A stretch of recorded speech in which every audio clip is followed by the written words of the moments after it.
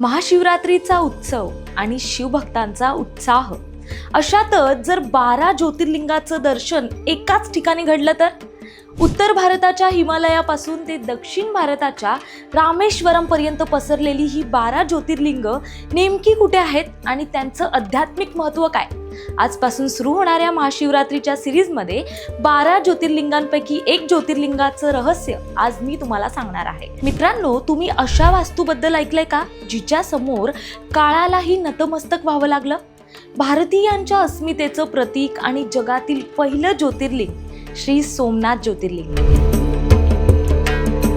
इतिहासात हे मंदिर 17 वेळा परकीय आक्रमकांनी लुटलं, तोडलं आणि उद्ध्वस्त केलं, पण प्रत्येक वेळी हे मंदिर पुन्हा फिनिक्स पक्षासारखं उभं राहिलं. आता तुम्ही म्हणाल, फिनिक्स पक्षी म्हणजे काय?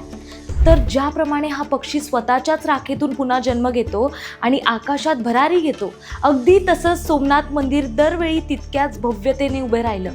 हा केवळ दगडविटांचा प्रवास नाही, तर हा भारतीयांच्या अढळ श्रद्धेचा विजय आहे. येथील बाणस्तंभ तर आजही विज्ञानासाठी एक कोडं आहे, कारण या स्तंभापासून थेट दक्षिण ध्रुवापर्यंत समुद्रात जमिनीचा एकही तुकडा लागत नाही. हजारो वर्षापूर्वी आपल्या पूर्वजांना हे कसं माहित होतं? आहे ना थक्क करणारी गोष्ट. अथांग अरबी समुद्राच्या काठावर वसलेलं हे मंदिर, जिथे समुद्राच्या लाटांचा गाज आणि मंदिराच्या घंटांचा नाद मनाला एक अद्भुत शांतता देऊन जातो. त्यात सोन्याने मढवलेलं गर्भगृह आणि महाशिवरात्रीला होणारा जलाभिषेक, हे दृश्य म्हणजे डोळ्यांचे पारणे फेडणारा सोहळा असतो. महाशिवरात्रीला तर सोमनाथमध्ये एक वेगळाच उत्साह असतो. या दिवशी भगवान सोमनाथ यांची भव्य पालखी निघते आणि अख्खा परिसर हर हर महादेवच्या जयघोषानं दुमदुमून जातो.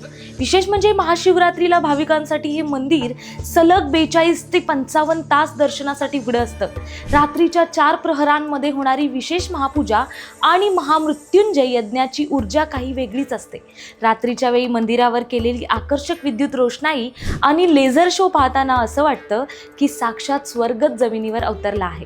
अध्यात्म, इतिहास आणि निसर्गाचा असा संगम तुम्हाला जगात कुठेही मिळणार नाही. या महाशिवरात्रीला घराबाहेर पडण्यापूर्वी या पहिल्या ज्योतिर्लिंगाचं दर्शन घ्या आणि कमेंट्समध्ये हर हर महादेव लिहायला विसरू नका. व्हिडिओ आवडला असेल तर शेअर नक्की करा. धन्यवाद.